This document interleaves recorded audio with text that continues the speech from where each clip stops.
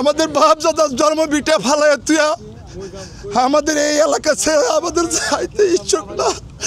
আমরা কই গিয়া বাঁচবো আর যদি আঙ্গোটা মারতো হয় তারপরে মায়ের আঙ্গোটা গাঙ্গো বাসাইতেন আমরা গাঙ্গো বাসা জায়গা।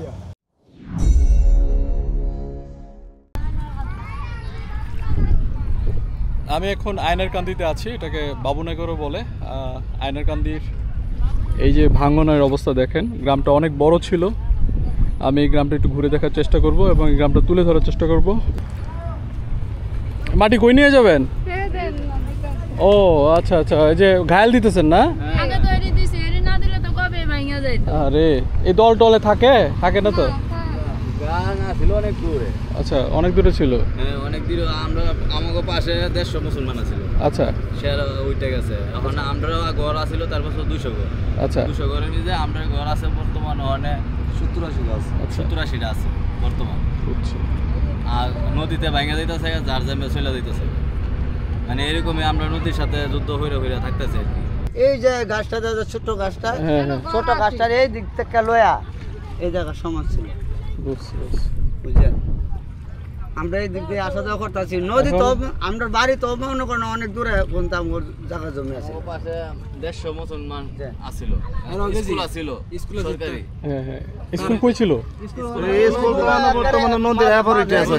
নদীর এপার করে আছে। স্কুল আছিল নদীতে ছিল, সব তো নদীতে। মানে দিচ্ছি বলে আর কোনো আমাদের এইভাবে ঘুরাইতে আমরা যদি এরকম ঘুরাইবো হ্যাঁ হবে হবে হবে 16 বছর দুনিয়ার পয়সা। এটা ইজা হেন আছে, ইজা ছিল দিদিটা ছিল, এটা পুরার মতন আসলে এরকম অনেক মানুষের জমি জমা গেছে। বাড়ি লয়া যাইতে যাইতে কই যাইব, কই কি করবে? বাপের যাও কিছু অর্থ সম্পদ বাচ্চা চাকর ছিল বা আমাগর ছিল, এটা সম্পূর্ণ নদী।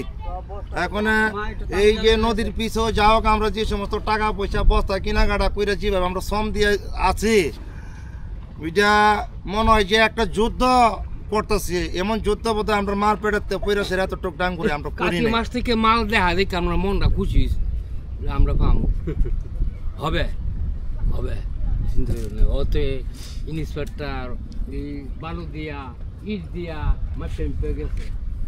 আসলে তো গ্রামের উপর দেখেন যে কি হাল অবস্থা। আপনাদের এখানে কয়টা ফ্যামিলি আছে, পরিবার আছে?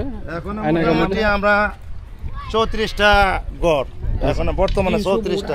300-350 ভোটার হিসাবে 300-350 ভোটার আছে। কিন্তু এই যে বস্তাগুলা 8 টাকা পিস, 8 টাকা পিস বস্তাগুলা কিনা আনার পরে 600 লাগতেছে। দেখা গেছে দিন মজুরি লোক লইছে না, অথচ তারা নিজেরাই খাটতেছে। কত গাছ গুছ বাইছে গেছে, 4টা ডাল ভাত খাইতেছে, অথচ নিজেরাই খাটতেছে। যদি একটা কামলা আনি বা পাঁচটা কর্মী আনি, তাদের লেবার হিসেবে 600 টাকা 700 টাকা হাজিরা।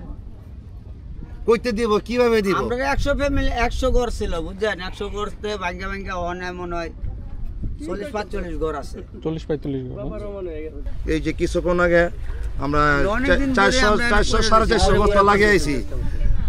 ও আমার জ্যাঠাতো ভাই ওই কিছু টাকা ঋণ করছে গতকালের আগের দিন, 16,000 টাকা ঋণ করে ওই 8 টাকা পিস বস্তা কিনা লিয়েছে।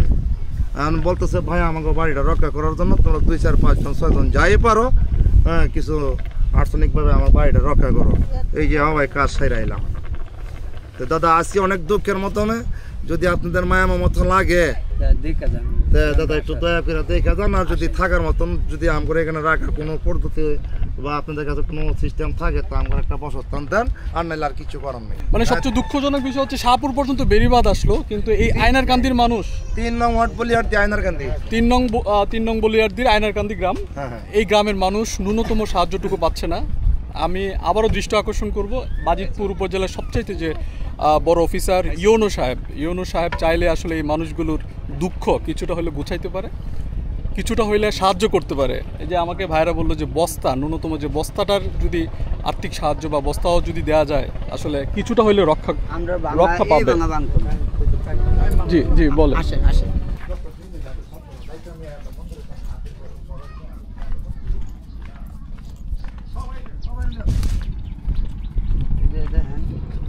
আরো সাগরের লাগানি, মানে এতটুকু পর্যন্ত আমরা বাড়ির অংশদারি আছে। আচ্ছা, এই জন্য আর কীভাবে যে আমরা কীভাবে বসবাস করতাম, এই জন্য গাছ নদীতে করে রয়েছে, আমরা কিছু করতে পারি। কি একটা অবস্থা দেখেন, এই যে কত ঝুঁকির মধ্যে ঘরগুলো আছে দেখেন, যে কোনো সময় ঘরগুলো ভেঙে পড়বে, মানুষ বাসস্থানহীন হয়ে যাবে, বাস্তুহারা হয়ে যাবে। দেখেন এই যে এক মুরব্বী বসে আছে, ঘর দুয়ার নিয়ে গেছি অনেকগুলো, বুঝছেন? ঘর নিয়ে গেছেন না? হ্যাঁ, ভিতরে দেন ফালাই টালাই এমনি। দেখছেন আমরা কিভাবে থাকবো? আমরা অনেক দিন ধরে চেষ্টা করতেছি, অনেক দিন ধরে চেষ্টা করতেছি। একটা পাকঘর, মানুষ রেন্ট টেন করে কত কিছু বাঁচার কোনো পথ নাই। বাল বাচ্চা লয়া এই 15 বছর থাকবার জন্য আমরা একটু আশ্রয় চাই, আর কিছু চাই না। আমরা বাংলাদেশের সরকারের কাছে আমাদের এই অভিনীত যেন আমরা বাল বাচ্চা লয়া থাকতে পারি। এই 350 পরিবার আমরা এখনো বর্তমানে খোলা আকাশের নিচে আমরা নদীর সাথে আমরা যুদ্ধ করতেছি, তবু আমরা যান বাঁচাইতে পারতেছি না। এবং বড় বড় অফিসার যারা আছেন তাদের কাছে আমাদের অনুমতি, আমরা অনুরোধ করে করতেছি আমরা বাল বাচ্চা নিয়ে যেন আমরা একটু থাকতে পারি। আমাদের এমন কোনো অর্থ নাই, সামর্থ্য নাই যে আমরা কিছু করি। আর কি বলবো, যদি আপনাদের মনে চায় তো একটু আমাকে দেখেন, একটু চায়। আর কি করবো, একটা দেও দিলে যে আরেকটা দেওয়ার আশা আছে, এই আশা আমাদের নাই। আমরা কি করব, কোথায় যাব? এগুলাই যে গটে এই সিরিয়ালে আছিল, এই গটে এই সিরিয়ালে আছিল, বুঝলেন? এই সিরিয়ালে হ্যাঁ, এই যে পিছাবো দেখা গেছিল যে এই সিরিয়ালে সব একটা পানির একটা এই পানির একটা আসলে পারি। আচ্ছা এই যে পানির একটা থেকে আছে, এই পানির এই যে জাহাজটা যাইতাছে, এই যে জাহাজটা যাইতাছে, এবং তো আমাদের গ্রাম ছিল 10টা ঘর ভাঙা এই মাথা থেকে উঠছে। এই যে দেখে যান, এই যে দেন আমরা শরীর আপনি দেখেন অনুমানি স্যার, একটা কাজ করতেছি। এই যে গড় দর ভাঙা নিয়ে দলা করে থুয়ে সব রাখছি। তলা করে তুইছি। আমরা এই ফোন তো বড় কারো কাছে মাথাটা বাইতাম পারি না। আমরা কই গিয়া বাঁচমু? আর যদি আঙ্গটা মারতো হয় থাকবে মাইর আঙ্গটা গাঙ্গো বাসায় দেন, আমরা গাঙ্গো বাসা জায়গা।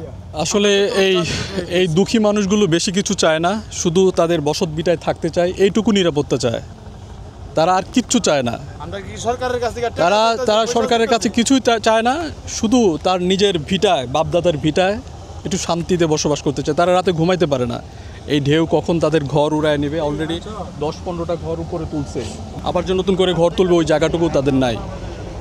আমি আসলে এই দুঃখী মানুষের যতই দুঃখ শুনছি, আমি আসলে আমার হৃদয়ে অনেক ভারী হয়ে উঠছে।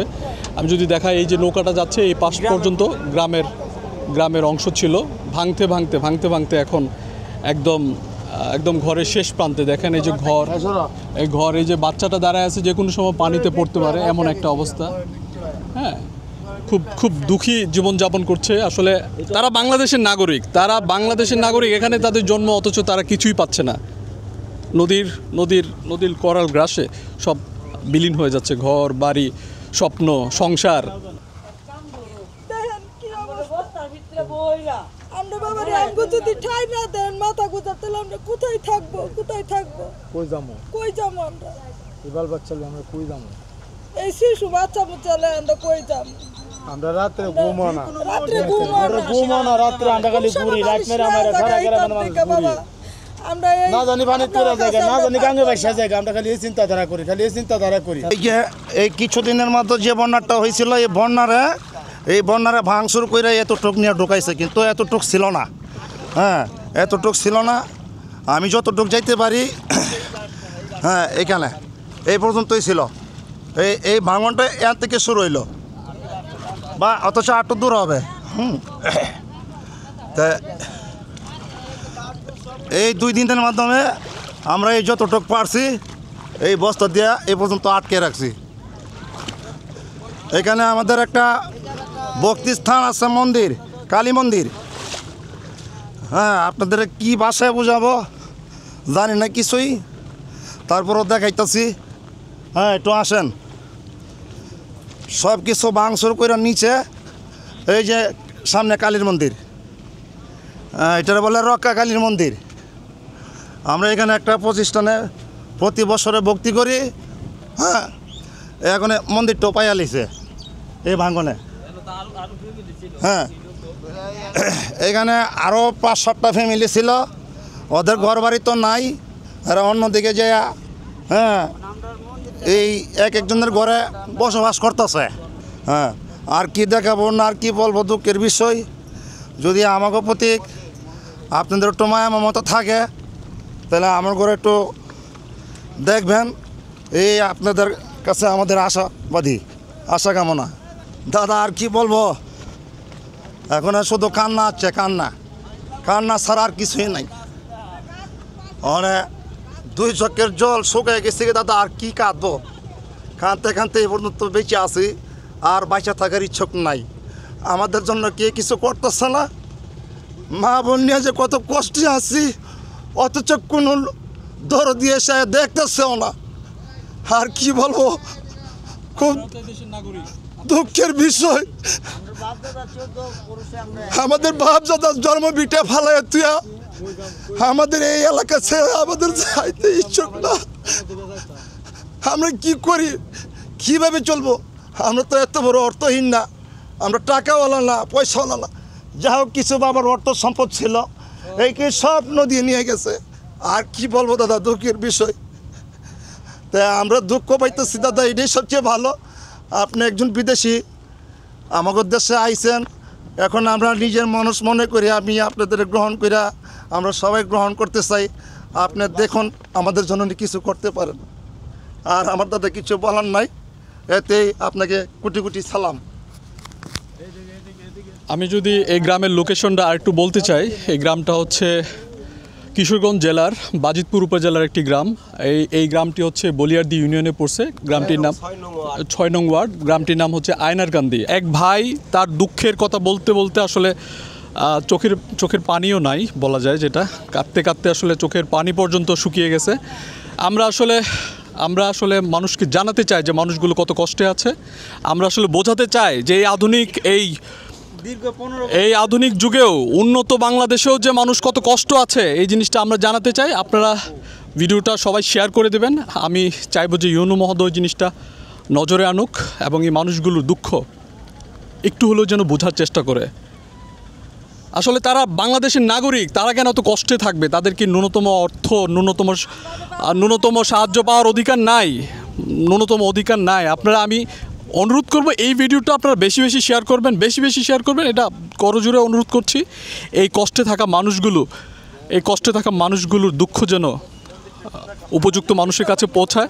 এই যে একমাত্র যে ধর্মীয় উপাসনালয়, একমাত্র ধর্মীয় মানুষের আবেগের জায়গা, মানুষের হৃদয়ের জায়গা, এই ধর্মস্থান, এই যে মন্দির, হ্যাঁ আমি মন্দিরটা দেখাচ্ছি। মন্দিরটা একদম ঝুঁকিপূর্ণ অবস্থায় আছে। যে কোনো দিন ঘুম থেকে ওঠার পর দেখবে যে তাদের এই প্রিয় মন্দিরটি নদীর করাল গ্রাসে বিলীন হয়ে গেছে। আমিও ভাষা পাচ্ছি না, দাদার দুঃখ, দাদার কথা শুনে আমিও ভাষা হারিয়ে ফেলেছি।